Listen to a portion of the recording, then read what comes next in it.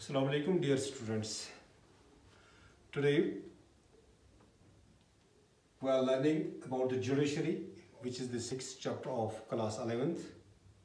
Today we will deal with its subtopics, that's the bill, public interest litigation, and another topic would be the appointment and the removal of the Supreme Court judges. First we will know what the bill is. By bill we mean this is public interest litigation. In it is for the protection of the public interest. Bill may be introduced by the courts itself through the suo motu, or rather than the aggrieved parties or the third parties. In bills, the right to file the suit is given to the individuals, to the groups, to the institutions through the judicial activism by the courts. It may be a person, an institution, or an NGO who can pursue the suit.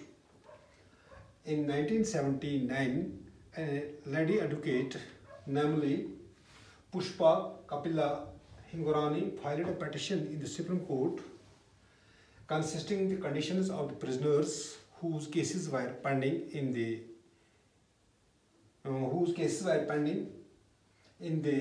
courts who were imprisoned in the Bihar jail. The special thing about it was the cases were filed by many prisoners, but the case in the Supreme Court was presented by a lady whose name was Husn Ara Khatun. So the case titled as Husn Ara versus State of Bihar. In this petition, Supreme Court upheld that the prisoners should get the benefit of the legal aid only, and that the prisoners should get the benefit of the legal aid and the fast track hearings. Because of this, 40,000 such prisoners got released from the jails whose cases were pending for a long period of time. Thereafter, from 1980s, only the aggrieved parties or the third parties were allowed by the courts to file suits seeking the legal justice or the remedy of the justice. So, in case of public interest, or when the public interest is at stake, the courts themselves or the courts allow the individuals or the institutions or NGOs to file the suits to redress or to get the remedy for the public interests whenever they are at stake. The Justice P.N. Bhagwati and Justice V.R. Krishna Lair were the first judges to admit the bills in the courts. These bills are not cumbersome.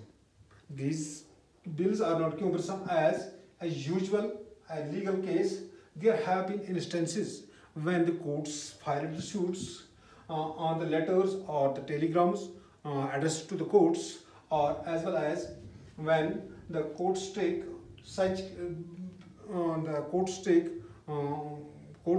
go to hear some public interests, when on the radio reports or when the telecasted reports or when the newspaper reports or when any letter is addressed to the courts. So whenever any public interest is at stake, the court itself or through the agencies or through various persons or institutions or NGOs, when a public interest is being heard by the courts, we call that as a bill or public interest litigation.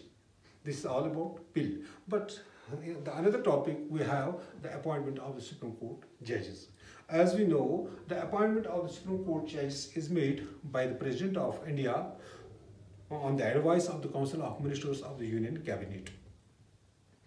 The judges got their seniority obtained their seniority on their services when they work within the courts or within the Supreme Court, or this, the Chief Justice of the court, or the collegium. The collegium is the Chief Justice of the court as well as the 4 senior judges. When the other judges of the Supreme Court are appointed on the recommendations of the collegium or on the recommendations of the Council of Ministers, and President approve their orders. Likewise, the President, the judges of the Supreme Court must be